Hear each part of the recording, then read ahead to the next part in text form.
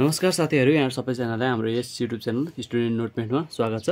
So आज पनि हामी एमबीएस फर्स्ट सेमेस्टरको म्यानेजरियल इकोनोमिक्सको युनिट 4 मा पर्ने यस न्युमेरिकललाई चाहिँ आज हामी सल्भ गर्न लागिरहेका छौं। प्राइसिङ थ्योरी एन्ड प्र्याक्टिस भन्ने लेसनको हामीले चाहिँ अगाडिको भिडियोमा तीनटा क्वेशन्स अलरेडी सल्भ गरिसकेका छौं। सो आज चाहिँ हामी क्वेशन नम्बर 14 2016 क्वेशन नम्बर 4 2016 को क्वेशन नम्बर 4 मा रहेको यो क्वेशन चाहिँ आज हामी सल्भ गर्न लागिरहेका छौं।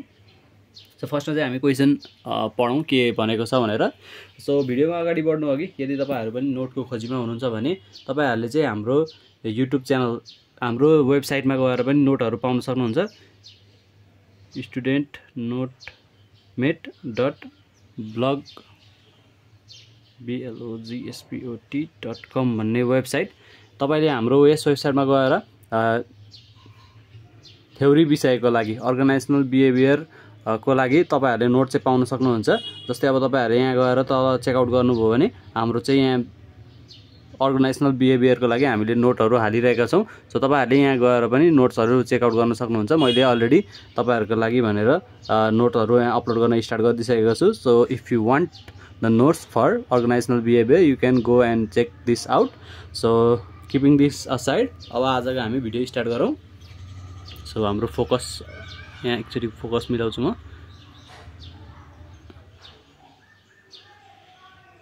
ठीक छ। सो अब चाहिँ हामी 2016 क्वेशन नम्बर 4 मा रहेको यो क्वेशन चाहिँ सल्भ गर्न लागिरहेका छौं। अब क्वेशन फर्स्टमा थोरोली पढौं के भनिएको छ हामीलाई क्वेशनमा। Suppose there are 5 firm in oligopoly market भनेर चाहिँ क्वेशन स्टार्ट भएको छ। One of them being dominant firm. So यहाँ यति पढ्ने बित्तिकै हामीले चाहिँ अब यो क्वेशन चाहिँ कतातिरको क्वेशन हो भनेर एनालाइज गर्दाखेरि यो डोमिनेन्ट फर्म भन्ने चाहिँ price leadership by dominant firm भन्ने चाहिँ हामीले अब एनालाइज गर्न सक्छौं यति पढ्ने बित्तिकै। सो अगाडि पनि जाउँ के क्वेशनमा दिएको छ। मार्केट डिमान्ड फंक्सन भनेर हामीलाई क्यूएम भनेर 200 - 2p भनेर चाहिँ मार्केट डिमान्ड फंक्सन हामीलाई दिएको छ है। अनि त्यसपछि supply function of 4 small form together is भनेर सप्लाई फंक्सन सानो फर्मको लागि चाहिँ 4 वटा स्मल फर्मको लागि चाहिँ यति रहेछ 20 + p भनेर दिएको छ। अनि cost function of the dominant firm reads as भनेर cost function total cost function of dominant firm भनेको 100 + 12q + 0.25q स्क्वायर भनेर हामीलाई total cost of dominant firm दिएको छ।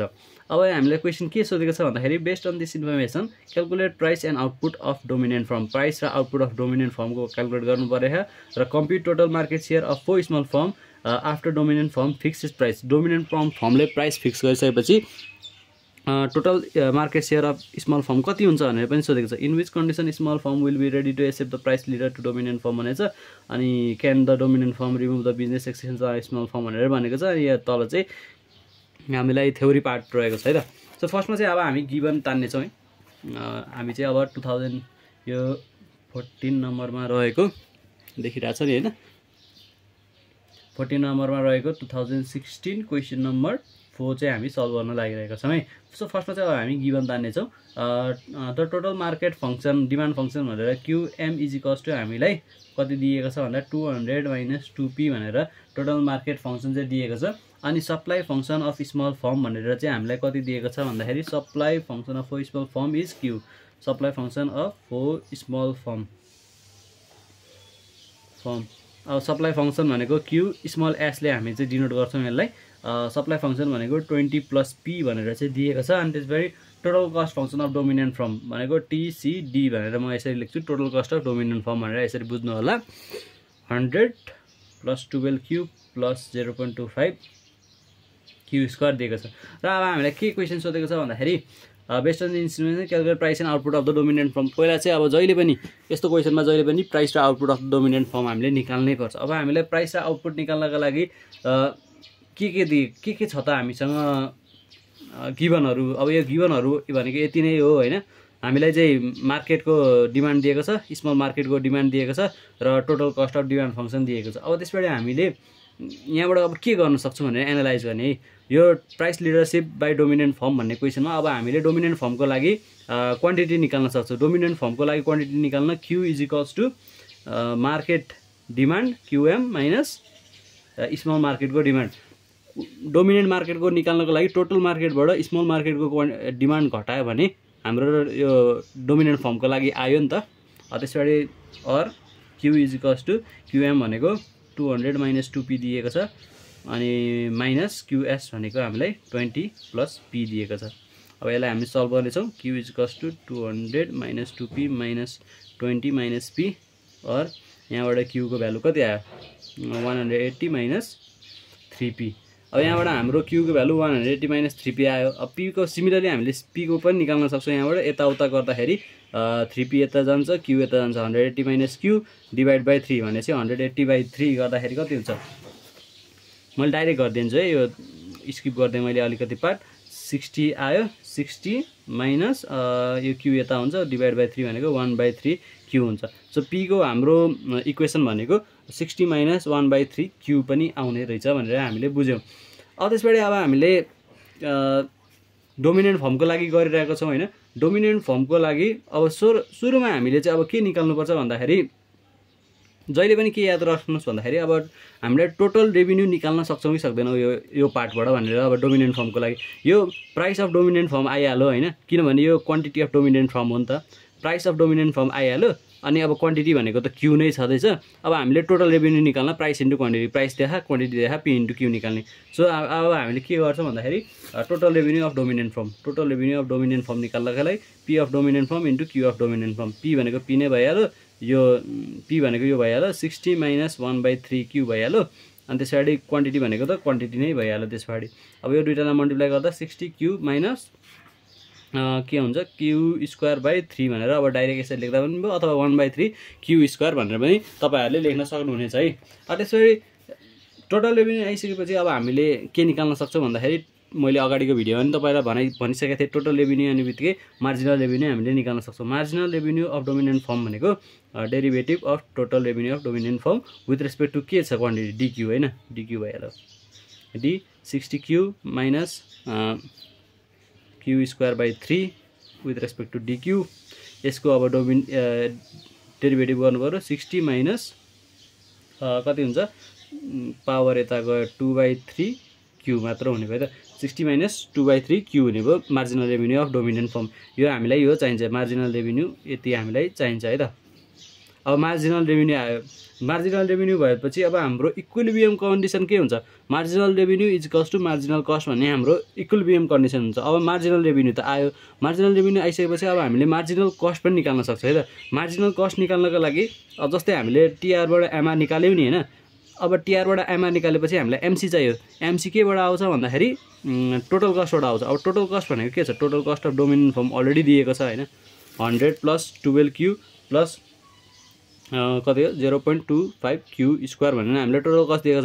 अब यहाँबाट हामीले मार्जिनल कस्ट म यही लाइनको सिधा सिधा लेखिदिन्छु है ताकि तपाईँहरूलाई कम्पेयर गर्न सजिलो होस्। Marginal cost of dominant firm भनेको के हो अब यो अलरेडी गिभन दिएको छैन, हामीले डाइरेक्ट डेरिभेटिभ गर्न पनि पाइहाल्यौँ यसमा plus 0.25 Q square with respect to डिक्यु।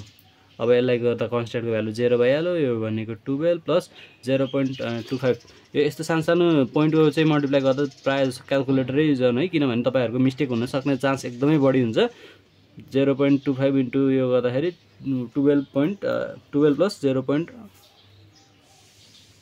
Q आयो भनेको marginal cost of dominant form. अब हाम्रो एमआर अफ डोमिनेन्ट फर्म पनि आयो, एमसी अफ डोमिनेन्ट फर्म पनि आयो भनेपछि इक्विलिब्रियम कन्डिसन भनेको के हो MR equals to MC.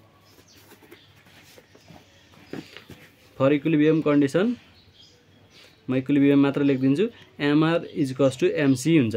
MR of dominant firm भनेको कति हामीले अगाडि निकालिसक्यौँ 60 माइनस 2/3 क्यु आएको थियो अनि हाम्रो मार्जिनल कस्ट भनेको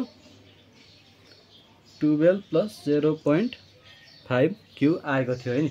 अब हामीले के गर्न सक्छौँ भन्दाखेरि अब यो इक्वेसनलाई सल्भ गरिदिनु 60 यता आउँदा माइनस 12 हुन्छ 60 माइनस 12 भनेको हाम्रो कति 48 यो उता जान्छ इज इक्वल्स टु पक्नु म यो तपाईँहरूलाई अलिकति गाह्रो लाग्न सक्छ त्यही भएर म यसरी लेखिदिन्छु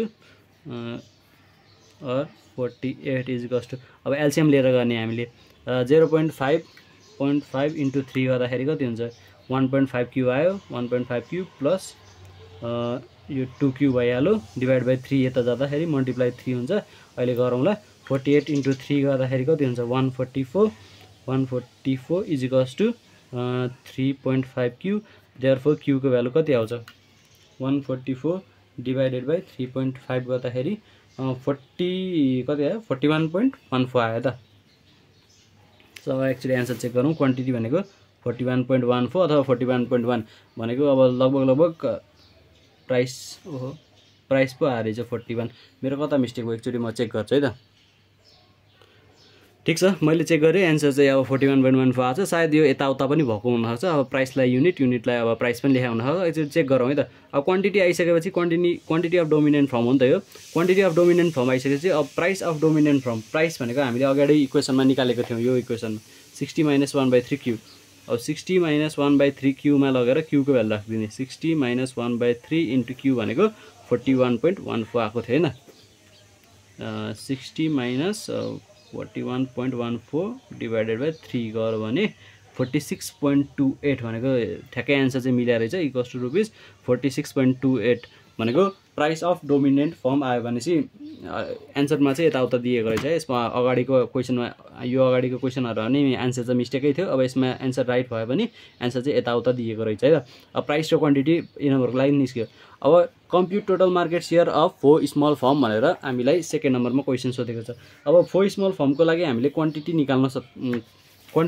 पर्यो है क्वान्टिटी निकाल्नका लागि QS = 20 + P दिएको छ यसमा लगेर हामीले डाइरेक्ट भ्यालु पनि राख्न सक्छौं स्मल फर्मको लागि सो अब 2 नम्बरमा क्वान्टिटी के छ market share of 4 small form 4 small form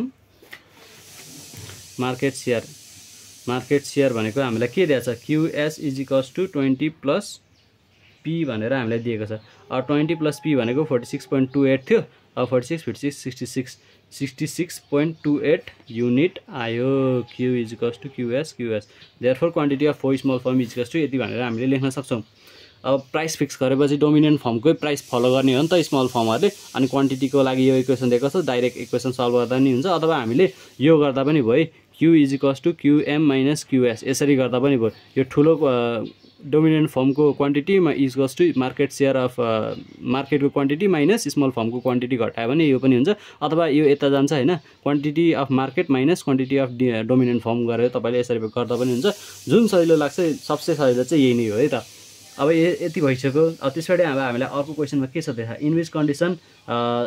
in which condition small firm will be ready to accept the price leader of the dominant firm भनेर भनेको छ अनि लास्टमा चाहिँ can dominant firm remove the business existence of small firm from this market भनेर यस्तो टाइपको questions हो र प्राइस लिडरशिप मोडलमा चाहिँ के हुन्छ भन्दाखेरि प्राइस लिडरशिप फर्म लिडरमा चाहिँ त्यो फर्मको जुन फर्मको चाहिँ लोअर प्राइस हुन्छ नि हैन लोअर कस्ट हुन्छ त्यही चाहिँ लिडर हुन्छ अनि यहाँ चाहिँ के हुन्छ भन्दाखेरि लिडर फर्मले चाहिँ अब त्यो प्रोडक्टहरुको चाहिँ प्राइस डिटरमाइन गर्छ जुन चाहिँ सानसानो फर्महरुले अथवा फलोअर फर्महरुले चाहिँ त्यो कस्ट त्यो प्राइसलाई चाहिँ फलो गर्ने गर्छ जुन चाहिँ फलोअर फर्म हुन्छ नि त्यो फलोअर फर्मले चाहिँ अब लिडर फर्मको चाहिँ प्राइस जुन तोकेको हुन्छ त्यो प्राइसलाई चाहिँ फलो गर्छ in order to avoid the price वारलाई चाहिँ एभोइड गर्नको लागि अथवा त्यो नहुन दिनको लागि चाहिँ फलोअर फर्मले चाहिँ त्यो प्राइसलाई चाहिँ फलो गर्छ भनेर हामीले यस्तो टाइपमा एन्सर चाहिँ दिन सक्छौं अनि can dominate firm remove the business existence of small firm from the market भनेर भनेको छ यसमा चाहिँ नो हुन्छ किनभने अब डोमिनेन्ट फर्मले चाहिँ